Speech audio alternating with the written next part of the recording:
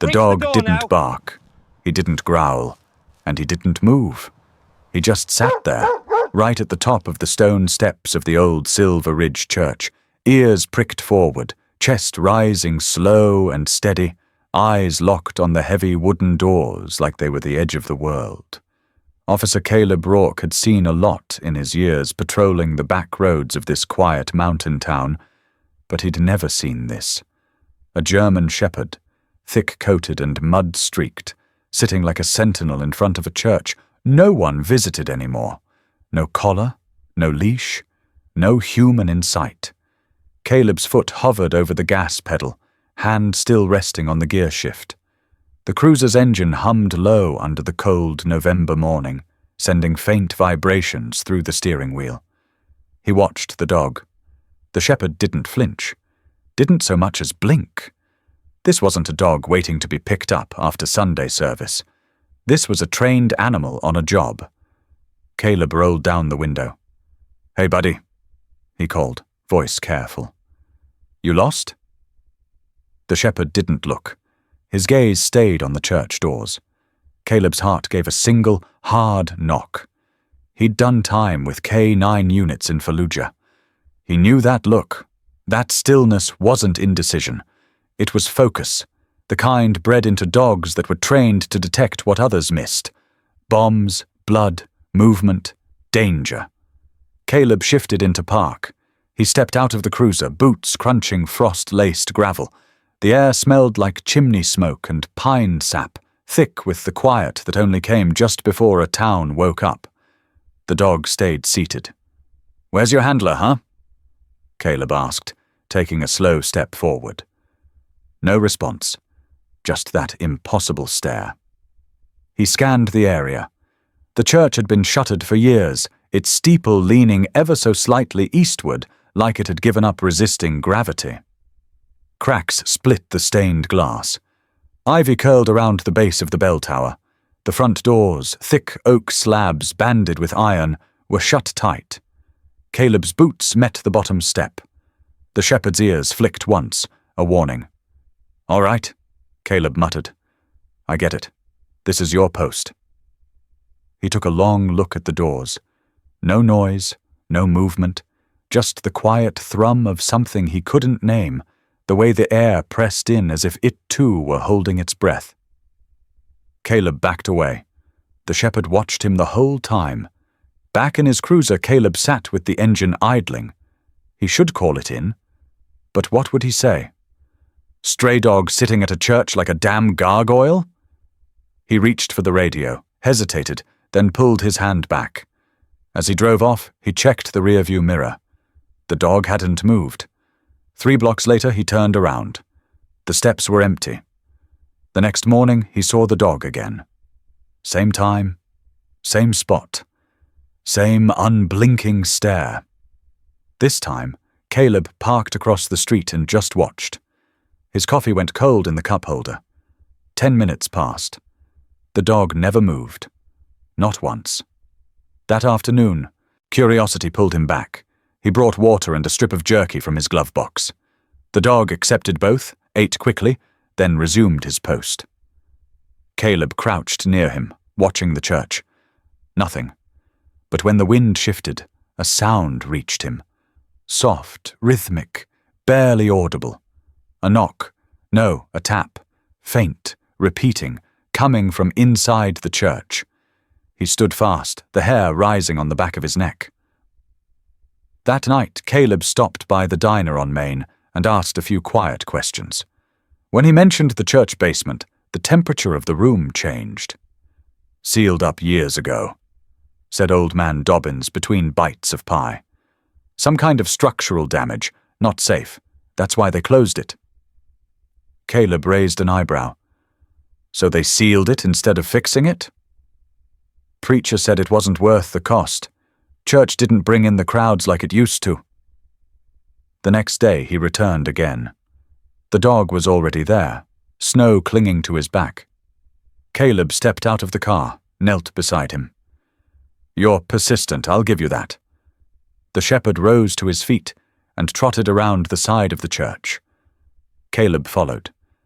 There, Nearly buried beneath snow and pine needles was a steel hatch, flush with the church's foundation. A new lock gleamed on the handle.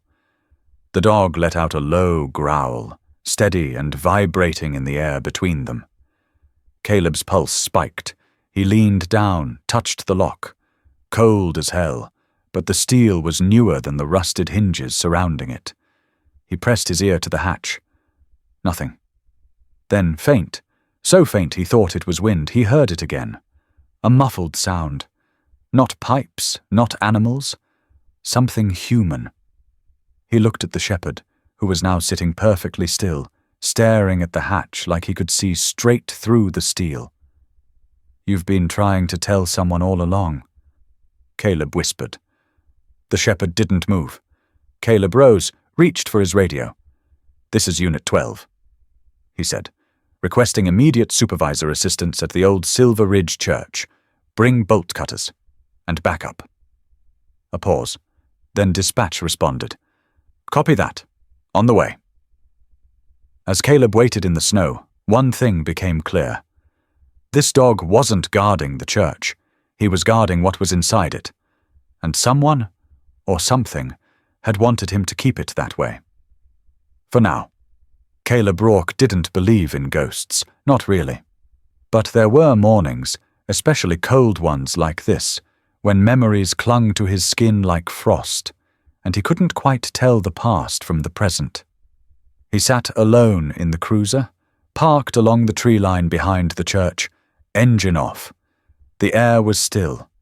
The town of Silver Ridge hadn't fully woken yet. Frost clung to the power lines. Smoke curled lazily from chimneys in the distance.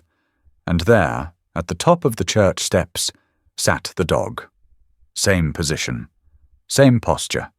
Same impossible stare at the old oak doors. Caleb let out a slow breath and rested his hands on the wheel. "You again," he muttered, voice quiet. Not annoyance, something closer to recognition. He didn't know the dog's name, but there was something about him, something that felt familiar. Not just the breed, though that mattered too. German shepherds had a way of carrying their purpose on the outside. They didn't just exist. They meant things. Years ago, under the dry heat of a sun-blasted compound in Iraq, Caleb had served with a shepherd named Nero, a military working dog trained for detection, patrol, and, when needed, protection. Nero had saved lives, more than anyone would ever know. One night, he'd taken Caleb's place on patrol because of a last-minute rotation.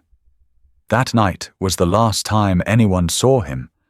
The guilt had nested deep and permanent, ever since Caleb had avoided dogs. Petting one in the street? Fine. But owning one? Partnering with one again? Never, until now. He stepped out of the cruiser and walked slowly towards the steps. The dog didn't move. Caleb crouched a few feet away, not making eye contact, giving space. The dog's ears flicked once. Acknowledgement, not threat. "You're not waiting for someone, are you?" Caleb asked quietly. "You're watching?" The shepherd's gaze didn't leave the doors. Caleb sat, slowly, on the step below him, close enough to feel the dog's warmth in the cold. His own breath rose like smoke in the air between them. "I had a partner once," he said, unsure why he was talking out loud. "Smart, fast, knew things before I did. His name was Nero." The dog blinked once, then turned his head, just a fraction, to look at Caleb. Just once. Then back to the door. Caleb stared at him. "You're not Nero," he whispered. "But damn if you don't carry something like him." He reached into his jacket and pulled out the end of a granola bar, held it out, palm up. The shepherd didn't hesitate. Took it gently. Chewed. Swallowed. Then went back to sitting.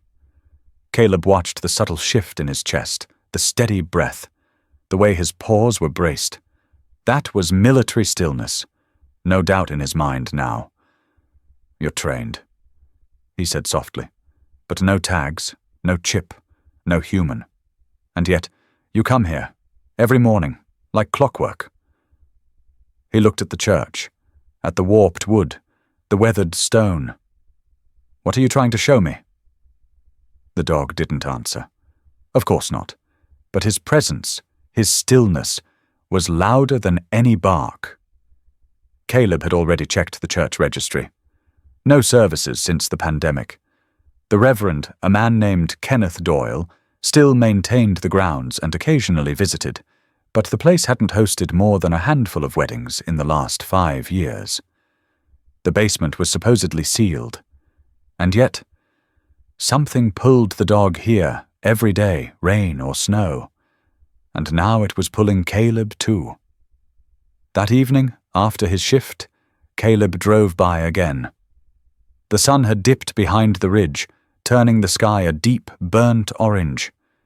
He expected the steps to be empty. They weren't. The shepherd was still there, framed in the amber light, staring at the door. But this time, something was different. The dog's ears were low, not aggressive but alert. Tensed. Then Caleb saw it. Movement, a flicker behind the upper stained glass window. Someone was inside. Caleb's hand shot to his radio. "Dispatch, this is Rourke. Any known activity scheduled at Silver Ridge Church tonight?" A pause. "Negative, officer. Church has been inactive for weeks." Caleb's heart kicked once, then settled into something sharp and focused. The dog let out a low, guttural growl. It was the first sound he'd made. Caleb looked at him. "You saw it too, didn't you?" The shepherd growled again, this time stepping down one stair toward the side of the building. Caleb followed.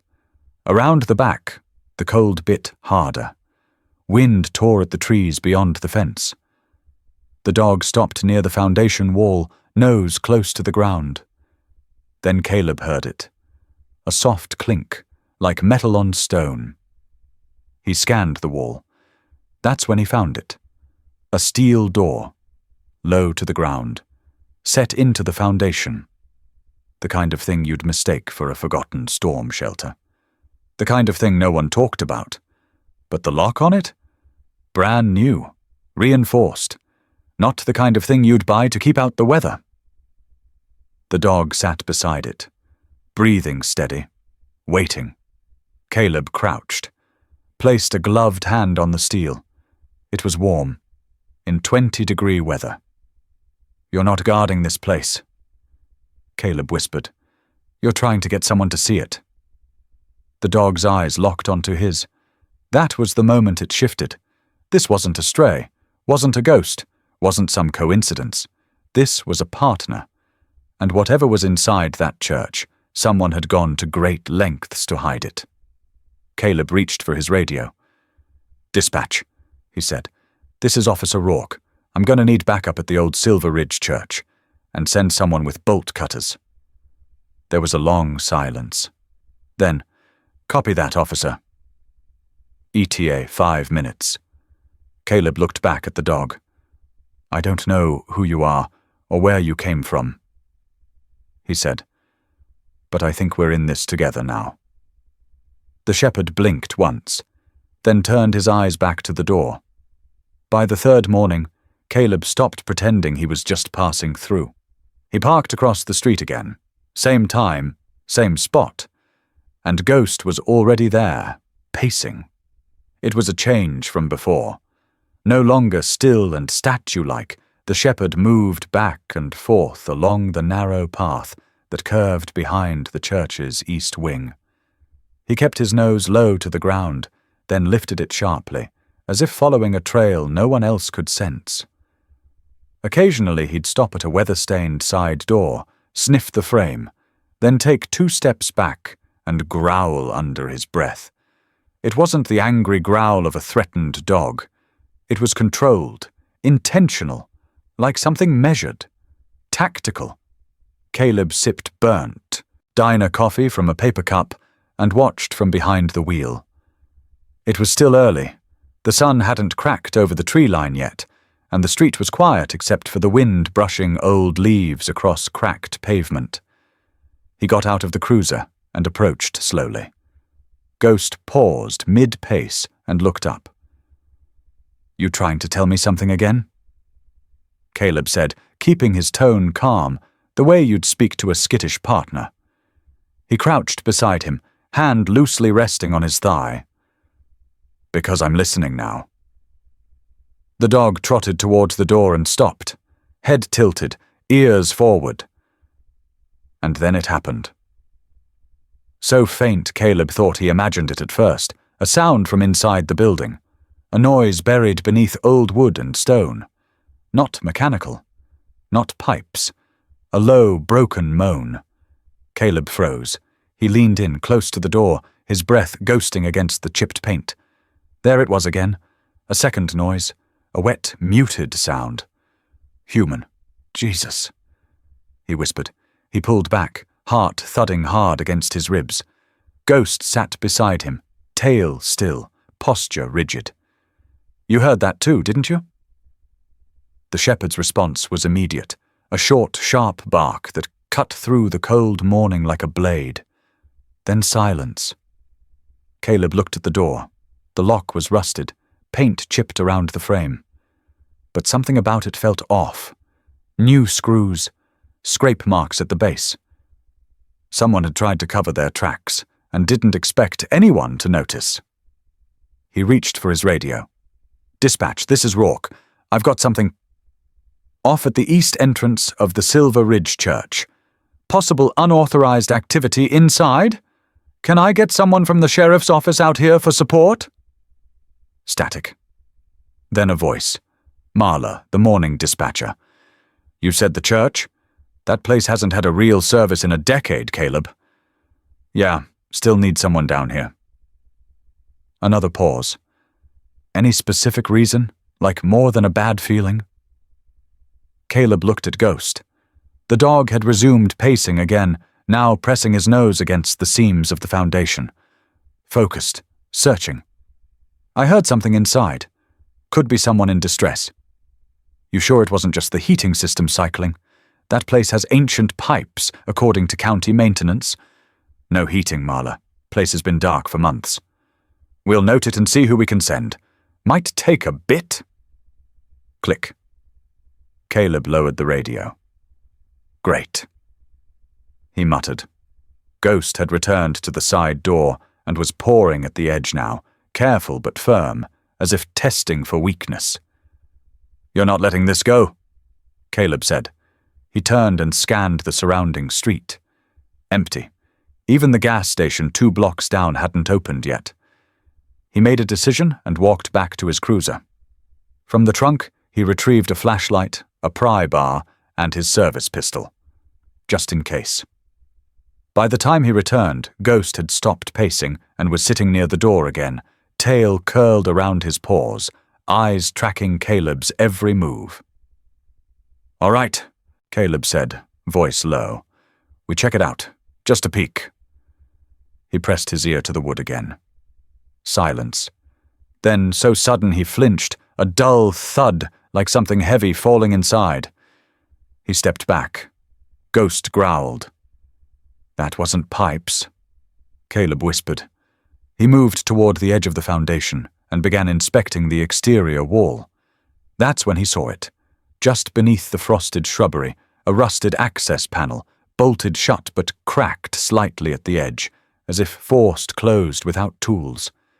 He dropped to his knees, brushed away the frost, and peered in. Blackness. He clicked on the flashlight. The beam cut through a narrow crawl space lined with crumbling stone and something else. Ductwork, maybe, or old wiring. But near the back, just barely visible, he saw it. A second hatch.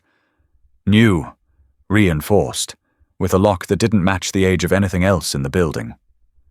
Ghost crept up behind him and sat, watching over his shoulder like a second set of eyes. Caleb stood. "You knew this was here the whole time, didn't you?" No response. Just the dog's steady breathing, calm but charged. Back in the cruiser, Caleb tried again. "Dispatch, I need backup here sooner than later. I'm requesting access to the church basement. There may be someone trapped inside." "You're pushing your luck, Rourke," came the response. "We'll notify the property manager, but unless there's confirmed danger, no forced entry." Caleb stared at the church. He thought about that sound, the moan, and the look in Ghost's eyes when he heard it too. "Copy," Caleb said. He looked at Ghost. "I'm going to get inside, one way or another." The dog stepped forward, nose touching the lock once more, like sealing the pact.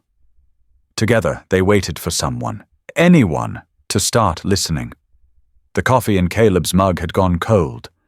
Not that he noticed. He sat across from Sheriff Gina Madsen in the cramped back office of the Silver Ridge Police Department, fluorescent lights buzzing overhead, the heater clunking somewhere behind the drywall. Gina didn't speak right away. She just stared at him, her eyes sharper than most gave her credit for. She was in her 50s, tough in a quiet, orderly way, with a streak of grey in her braid and a habit of folding her hands like she was holding a verdict. Caleb had worked under her for nearly 6 years. He respected her, trusted her. Until now.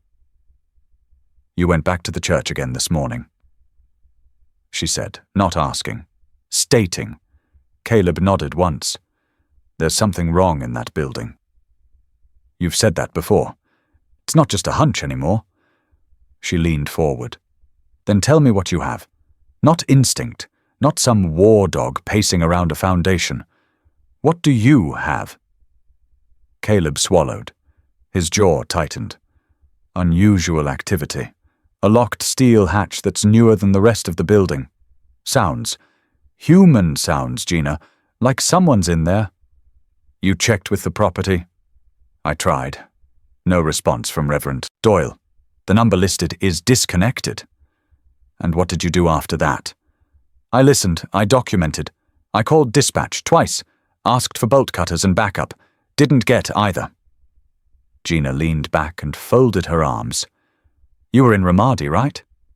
Caleb stiffened. "Yeah. I read the report.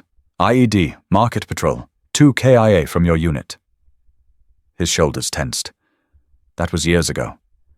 And you're sure what you're hearing now isn't echoes?" Caleb's mouth opened, then closed. "I'm not accusing you of anything," Gina said, her voice not unkind. "But you've been running hot since you saw that dog.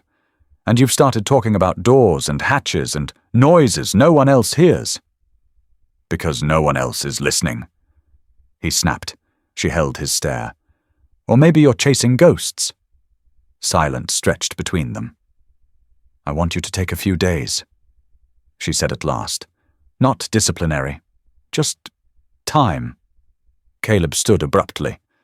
"You think I'm broken?" "I think you're tired," she replied.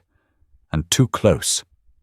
He took a breath, jaw clenched tight enough to crack a molar.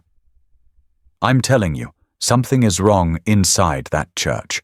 And that dog, he's not just wandering, he's been trying to point someone in the right direction for days."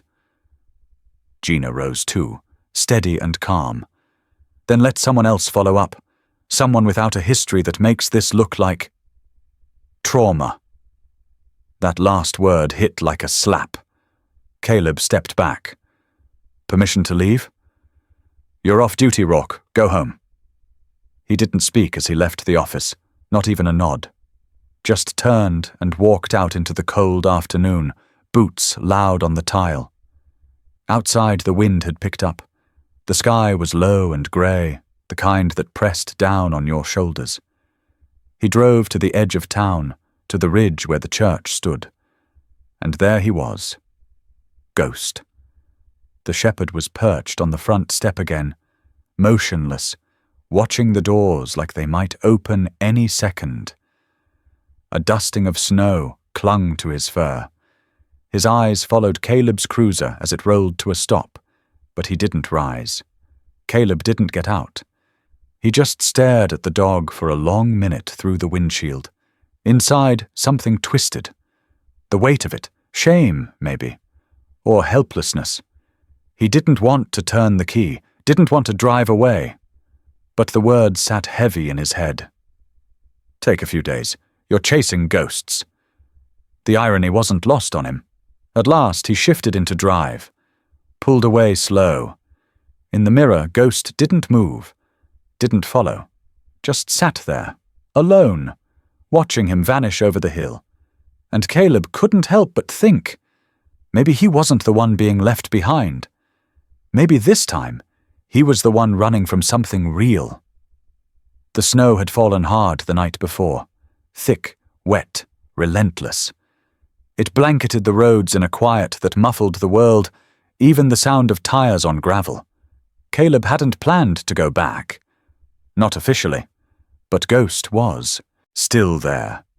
He saw the shepherd from half a block away, dark against the snow, seated as always at the east wall of the church, eyes fixed on the building as if waiting for something to crack. Caleb parked across the street and stepped into the snow. It came up to his shins, heavy and clinging. Ghost stood as he approached, gave a quick shake to scatter the snow from his coat, then turned and trotted toward the back of the church. There was no hesitation. Caleb followed. They rounded the corner to the rear lot, where wind had drifted snow into high ridges.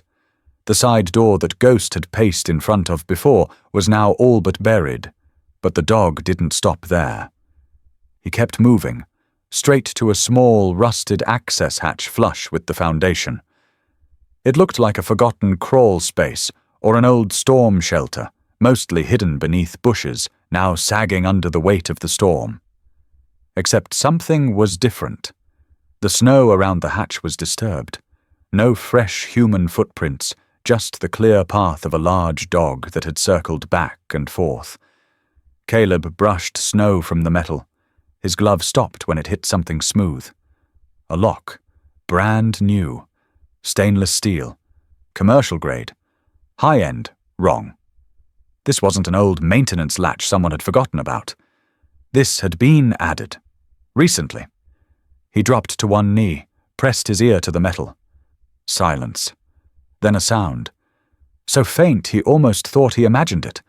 A muffled sob. Caleb's heart thudded in his chest. "Hello?" he called, voice low but firm. "Can you hear me?" A pause. Then another sound, like someone stifling a cry. He turned to Ghost. The shepherd didn't make a sound, just stood poised beside the hatch, gaze locked on the seam like he was ready to dig through the concrete himself if he had to. Caleb rose, grabbed his radio. "This is Officer Rourke. I need immediate backup at the Silver Ridge Church, East Foundation. Bring bolt cutters, and call in the sheriff." The dispatcher's voice came after a moment. "What's going on, Caleb?" "I have confirmed audio. Possibly a victim. Locked basement access with signs of occupancy." A beat. "Copy that. Units en route." Caleb clicked off and looked back at the hatch. It wasn't just locked. It was sealed tight. The surrounding foundation had been patched over recently. A crude cement job, sloppy at the edges, but enough to make it look like nothing was there unless you were looking for it. Ghost let out a low, vibrating growl. Then the sobbing inside turned into a whimper. More distinct this time. More human. Caleb crouched again and pressed his hand to the cold metal. "You're not alone," he said. "Help's coming." 20 minutes later, red and blue lights washed over the snow. A second patrol car pulled up, then a black SUV behind it. Sheriff Gina Madsen stepped out, her boots crunching the ice. "You want to explain this?" she asked as she approached, her breath fogging the air. Caleb didn't turn away from the hatch. "There's someone in there. Ghost found the access point." She eyed the dog. He stood still, unmoving, ears forward. "You heard it?" she asked. He nodded. "Crying, then sobbing, clear as day." She hesitated only a moment before turning to the nearest deputy. "Get the cutters, now." While they waited, Gina crouched beside him. "You still think I'm chasing ghosts?" Her eyes narrowed, but she didn't respond. The bolt cutters arrived. Caleb took them. He clamped the jaws onto the thick steel loop and squeezed with everything he had. The lock resisted. He repositioned, tried again. This time it snapped. The sound echoed off the stone walls and disappeared into the white silence. As he pulled the hatch open, warm air rolled up into the cold, a pocket of stale heat that shouldn't have been there, and with it, something else, the unmistakable scent of sweat, damp clothing, and something darker. Caleb drew his flashlight, clicked it on, and aimed it down the narrow opening. Steps descended into blackness. He looked at Gina. "We need to go down there. I'll cover the entrance. You and Delgado go." Deputy Delgado, just 24 and fresh out of academy, swallowed visibly but nodded. Caleb turned to Ghost. "Stay." But the dog didn't sit. He moved to the top of the hatch and waited. "You're coming," Caleb muttered. He led the way down. The stairs were concrete, old, worn smooth in the center. The air got warmer with every step, and thicker. At the base, a second door waited. This one was wood, warped and old but unlatched. Caleb nudged it open. The beam of his flashlight swung across the room, and the air stopped in his lungs. The space was bigger than he expected, long and narrow, like a hallway widened just enough to hold rows of cots. 6 of them, all made, some with blankets, some with tattered sleeping bags, a half-eaten protein bar on a stool, a gallon jug of water half full. Delgado swore under his breath. Caleb moved deeper, sweeping the light across the walls. Posters, old, torn, a clock that had stopped ticking, a cracked mirror, and on the far wall, scratches, long vertical lines, dozens of them, carved into the drywall like someone had been keeping count. Then, from the far end, a voice, so soft he almost missed it. "Hello." He swung the beam and caught movement, someone shifting behind a blanket strung across the corner. "Police," he called. "You're safe. You're okay." A girl stepped out, no more than 17, pale and trembling, her clothes thin for winter. "There's more," she said, voice dry and raw. "Behind the wall." Behind him, Ghost let out one sharp bark, the kind that didn't ask, it told. Caleb spun toward a boarded panel at the base of the adjacent wall. Something about the edges, cleaner than the rest. Newer wood? He stepped over, braced himself, and pulled. The panel tore away. Behind it, darkness. But from inside, a breath.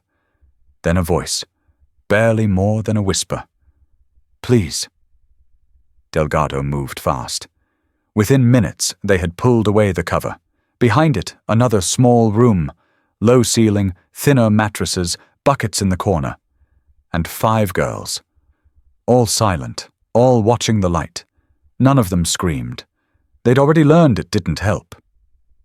Caleb knelt beside the first one who stepped forward, maybe 16, lips chapped, eyes too still. "You're safe," he said. "You're getting out." And for the first time, her eyes filled with tears. Ghost sat quietly near the wall, watching, tail unmoving. Not proud, not triumphant, just present, the same way he had been every morning, waiting for someone to finally listen. The sun over Silver Ridge broke through the storm like a silent apology. Its light poured through the stained glass windows of the old church, now cordoned off with yellow tape and flanked by federal SUVs. What had once been a place of worship now pulsed with the cold hum of generators, portable heaters, and whispered strategy. Caleb stood outside the basement entrance, his boots deep in the thawing snowmelt, eyes locked on Ghost. The shepherd was motionless again, ears forward, nose twitching, attention pinned not to a person, but to the trail of mud smeared across the stone wall beside the hatch. Agent Monica Ramirez approached, her FBI windbreaker stiff in the cold. She held a file in one gloved hand and a coffee in the other. Guess he doesn't do paperwork either," she said, eyeing Ghost. Caleb gave a small smile. "He doesn't miss much." "Good, because we're going to need him." There'd been tension between them, sure. She was all bureau efficiency and tight timelines, and he was still, technically, just a reserve deputy with more trauma than clearance. But after the discovery in the church, after Ghost's unwavering instinct and that quiet growl that saved lives, Ramirez had made the call. Caleb and Ghost were back in. Officially. She handed him a map. "Found it in the storage cabinet behind the cot closest to the furnace," she said. "Look familiar?" He unfolded the brittle paper. It looked like a local surveyor's map from decades ago. Old trails, unused routes, forgotten outbuildings. But 10 locations had been marked in red pen. Sharp, deliberate X's. Could be old hunting camps, storm shelters, cellars. Ramirez added, "Or more basements." Caleb's eyes traced the markings. One was just outside town, at the edge of a ravine he used to fish in as a kid. Another near the old cannery. Every one of them had something in common, isolated, abandoned, and easily overlooked. He knelt and laid the map flat on the tailgate of a nearby truck. Ghost padded over and stood beside him, nose close to the paper. "You ready?" Caleb asked quietly. Ghost didn't bark. He leaned forward and sniffed. That was answer enough. Ramirez handed Caleb a sealed evidence bag. Inside it, a torn strip of cloth. Corner of what might have once been a sweatshirt, soaked in scent and fear. "One of the girls," she said. "She said the man kept this tied around her wrists." Caleb opened the bag and held the fabric out. Ghost sniffed once, then twice. His whole posture shifted, muscles tightening, body lifting as if some invisible thread had just pulled him upright. He looked at Caleb, and then he moved, straight down the path. Caleb followed without hesitation. Ramirez raised a brow. "I'll grab the SUV." But Ghost didn't head for the roads. He veered off, down the snow-packed side trail behind the church, where trees bent low and roots cracked the old asphalt. Caleb jogged to keep up. 10 minutes in, they reached the edge of Silver Ridge's forgotten side. Old buildings here didn't even have addresses anymore, just fading wood and shuttered glass. The town had once thrived on timber and rail, both long gone. Now the outskirts were riddled with half-sunken barns and sheds that no one bothered to tear down. Ghost stopped near one of them.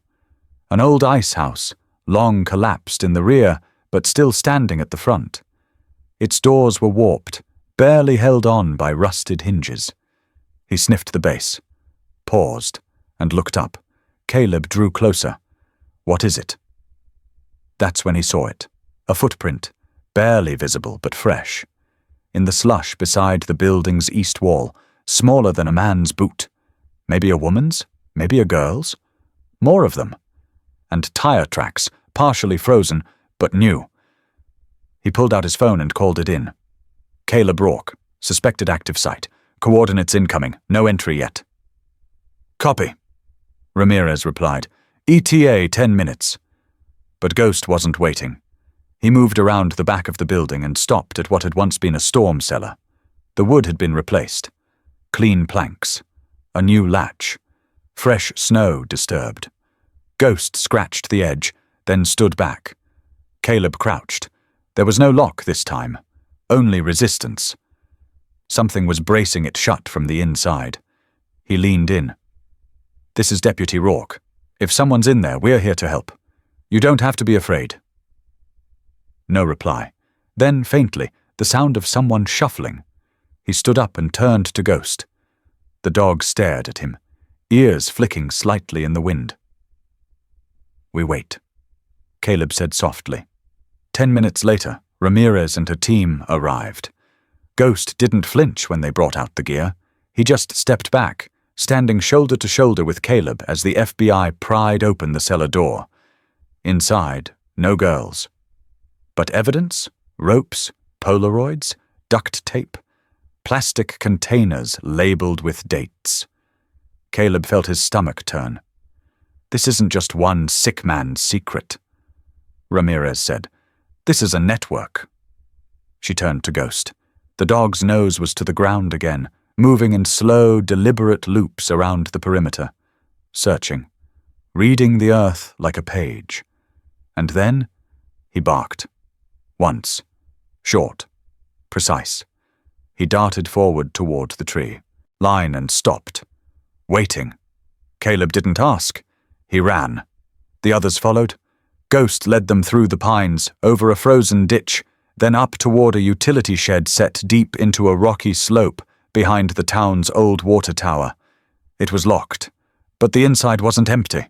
Not this time. 2 girls, both no older than 14, wrapped in torn blankets, alive, shaking. When they were carried out, Ghost stood quietly beside the stretcher, tail still, gaze soft. And Caleb didn't say a word. He just reached down, rested his hand lightly behind the shepherd's ear, and let the silence settle. Because trust, once shattered, doesn't come back with noise. It comes back with action, with scent, with faith that when no one else sees the trail, someone will. And sometimes that someone walks on 4 legs. The snow didn't fall for days, as if nature itself was holding its breath. By then, the quiet town of Silver Ridge was no longer quiet. Helicopters hovered above the tree line. FBI command tents buzzed with analysts and field agents, their breath fogging in the morning chill. The local paper printed its first special edition in over a decade, with only one word across the top: found. But it wasn't over, not even close. There were still 8X on the map. Caleb stood beside a black SUV, watching Ghost circle the edge of a weather-beaten storage barn 2 miles north of town. The dog's gait was slow, thoughtful, each step deliberate, as though the ground itself was whispering to him. Federal teams were spread out across the ridge, approaching the other sites. But Ghost had become their compass.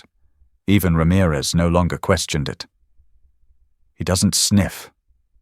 One agent muttered, after the second site yielded another locked underground room. He reads. Ghost had found the trail again just past dawn, veering off a frozen dirt path into an old orchard. A single broken branch, a shallow print in half-melted snow. That was all it took. He followed the scent for a mile, pausing only when Caleb caught up, always glancing back with a look that needed no translation. Keep going. The second hidden cellar had been beneath a decommissioned ranger station. 3 girls, 2 alive, 1 not. Caleb had helped carry one of them out. Couldn't have been more than 12. She hadn't spoken a word, just clung to the side of his coat with fingers like matchsticks. Ghost had walked beside her stretcher the entire way to the med tent. Not as a hero, just as something steady, something real.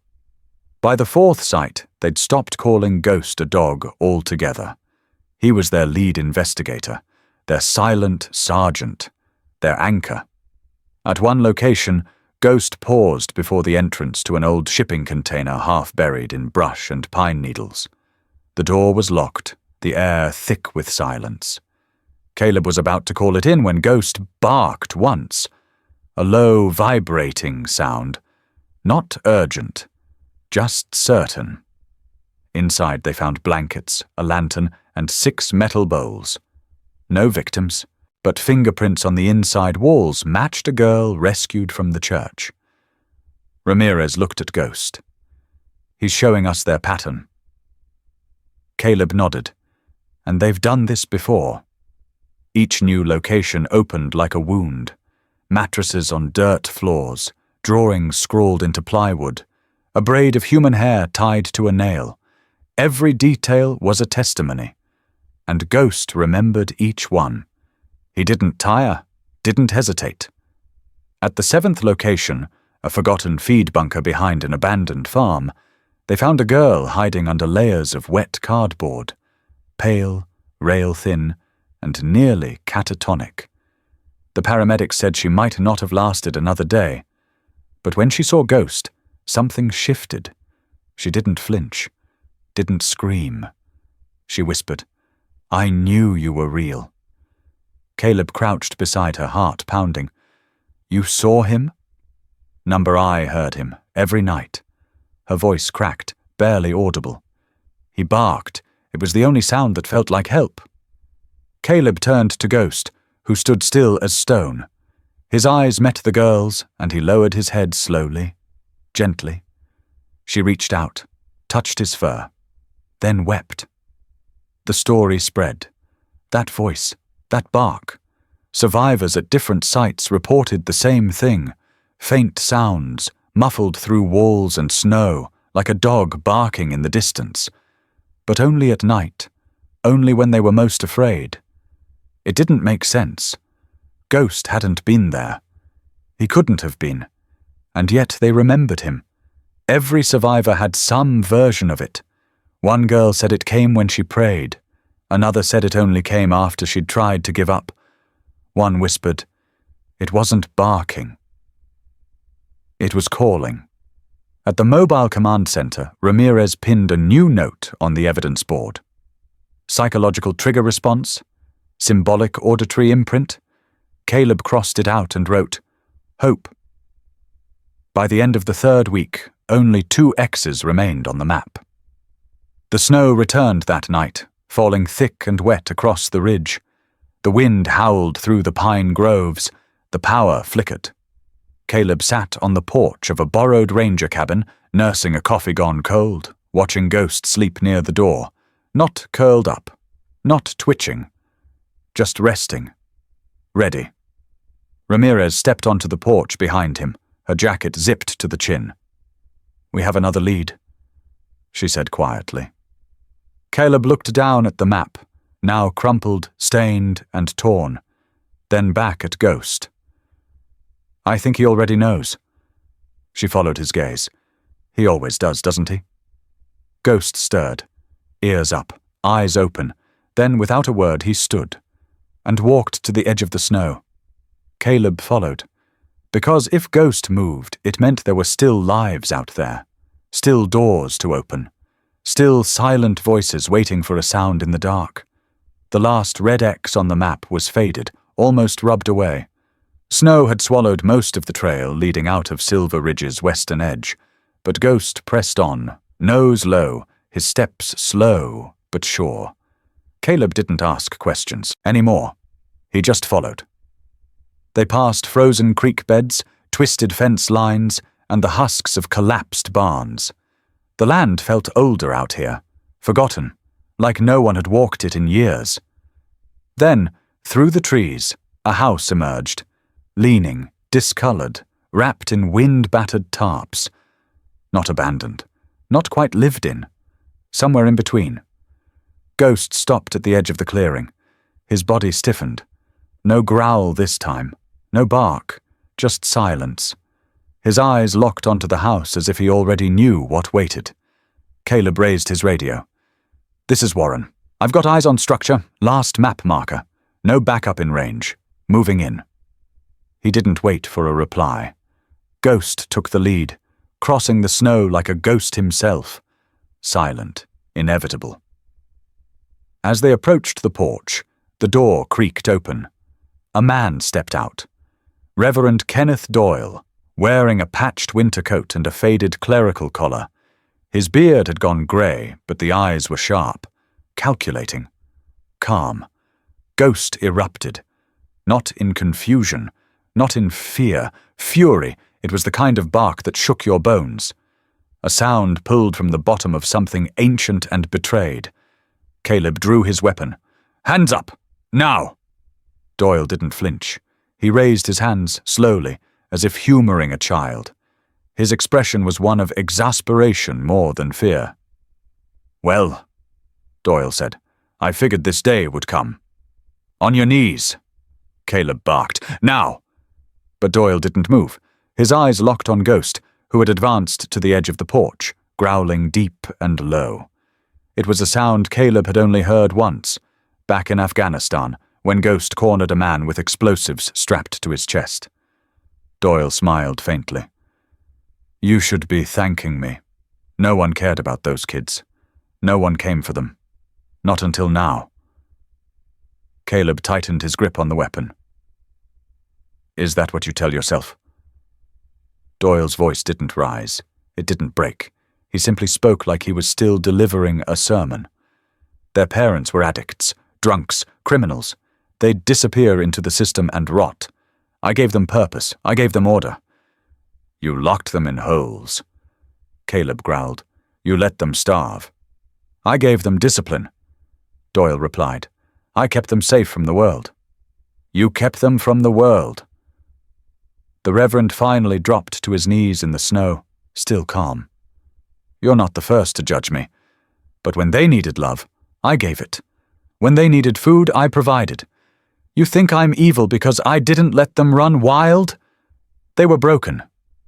"No," Caleb said, stepping forward, cuffs ready. "You broke them." Ghost moved closer, still low to the ground, still burning with a kind of contained rage that Caleb had never seen before. He circled Doyle once, sniffing, then sat beside Caleb, ears up, unmoving, like a sentry. Doyle turned toward Ghost, speaking to the dog now, oddly reverent. "You remember, don't you? You came sniffing around before. I heard you at night. I always wondered when you'd come for me."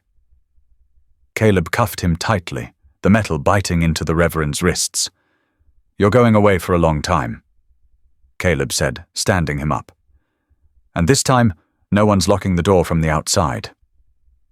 For a brief moment, Doyle's facade cracked. He glanced back at the house, and for the first time, his voice wavered. "I did what the system wouldn't. Don't you see that?" Caleb leaned in close. "The system's not perfect. But you became the monster you claimed to protect them from." He hauled the Reverend down the steps. Ghost walked beside them, shoulder brushing Caleb's leg, as steady as ever. Federal units arrived minutes later. Ramirez rushed forward, her face pale with a mix of vindication and horror. "You sure?" she asked, eyes locked on Doyle. "He confessed enough?" Caleb said, and Ghost pointed him out before the man even spoke.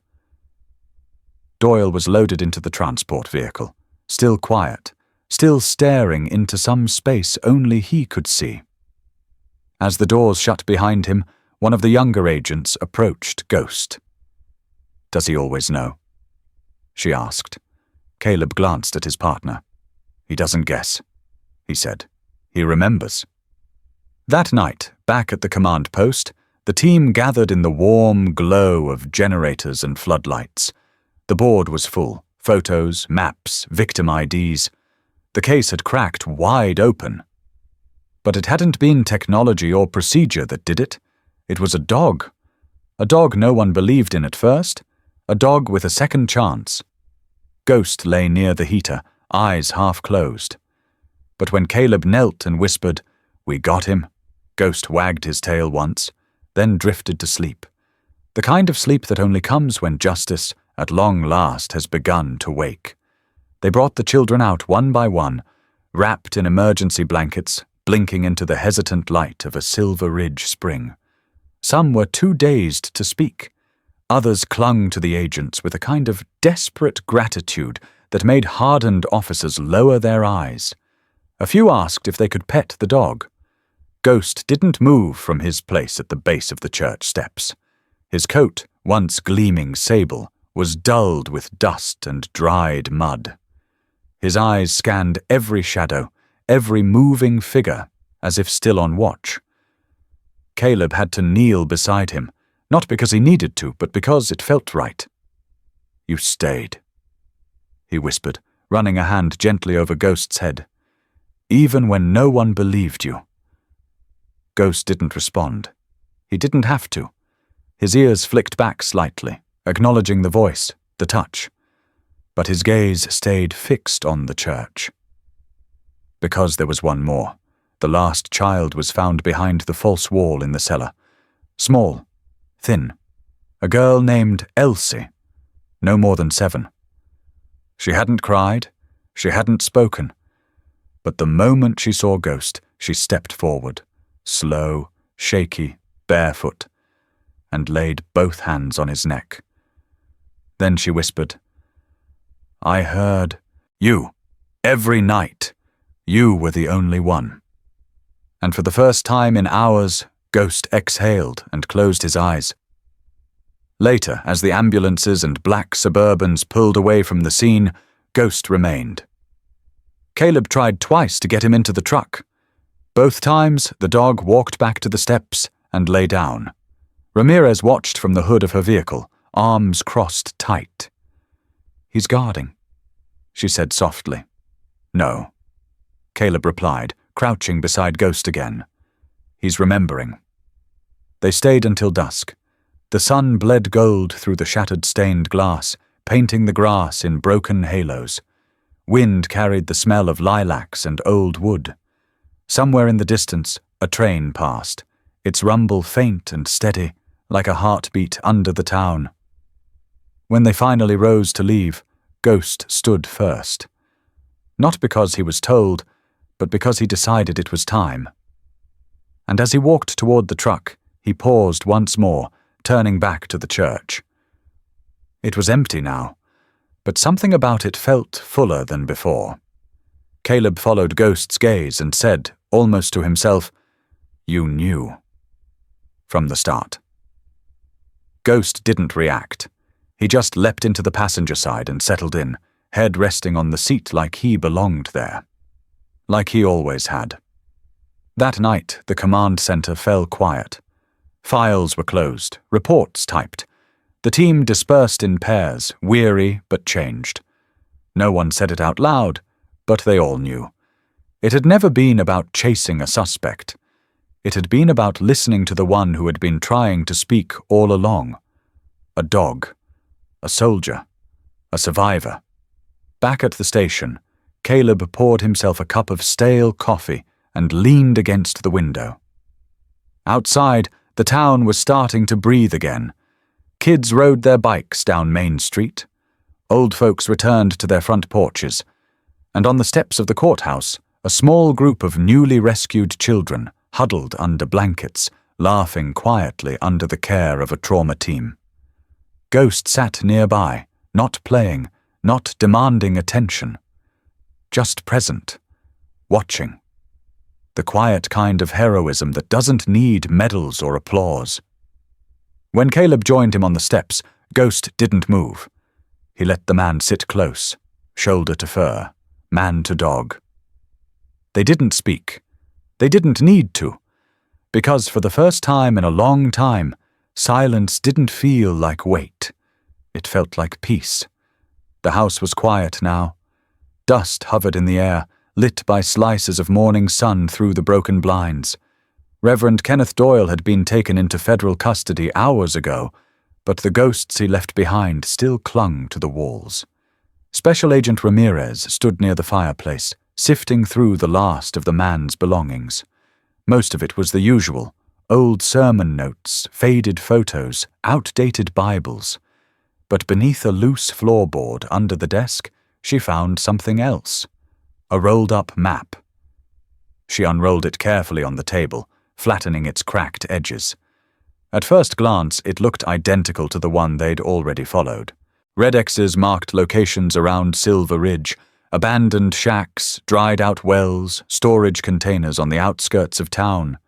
But in the corner, barely visible, were new markings. Faint, almost like an afterthought. Blue circles. 7 of them. She called Caleb over without a word. He studied the map in silence, then looked down at Ghost, who sat beside him like he'd been expecting it. "You smell something?" Caleb asked softly. Ghost didn't bark, didn't move, just rose slowly and walked over to the map, nose brushing the paper. He stopped at one of the blue circles, an old ranger station deep in the hills, long since shut down after the last wildfire. And he sat. That was all Caleb needed. He exhaled hard, running a hand through his hair, then crouched to meet Ghost's eyes. "Guess we're not done yet, partner." Ghost blinked, one slow nod of the head. Then he stood and walked to the door, waiting. Outside, the world was waking up. Spring had arrived in earnest, painting the hills in green and gold. Children played in yards again. People spoke in coffee shops without glancing over their shoulders. Silver Ridge was healing. But somewhere out there, the map whispered of unfinished business. Before they left, Caleb took one last look at the photos pinned on the bulletin board in the station. Faces of the missing, some now accounted for, some still waiting. He touched one with a gentle finger. "We keep going," he murmured, "for the ones still out there." The drive into the hills was quiet.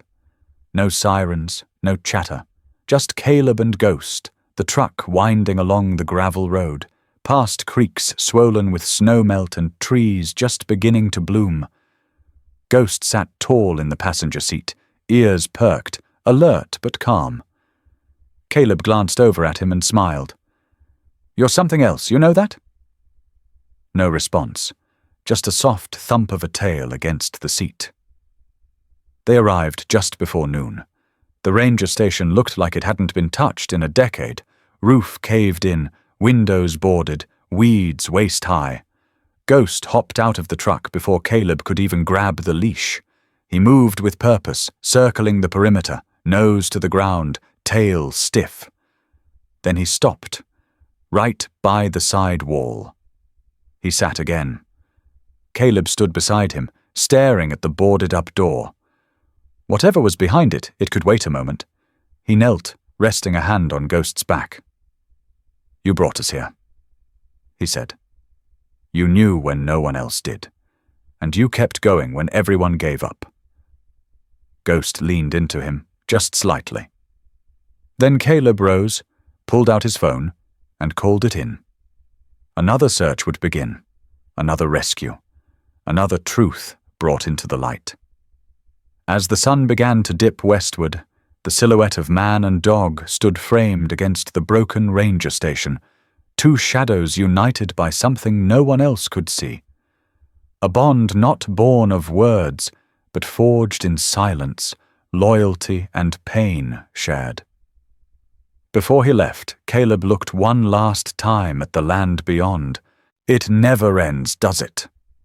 Ghost turned his head. Not quite a nod. Not quite a number.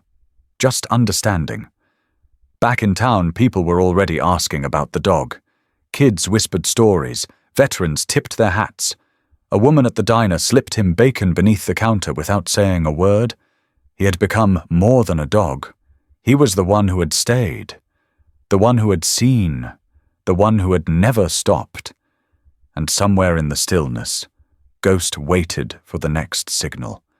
The next cry that no one else could hear. What's your story with a loyal dog? If you've ever had a companion who stood by you through the worst, who knew your heart without needing words, who saved you in ways no one else could, then you already understand what Ghost stood for.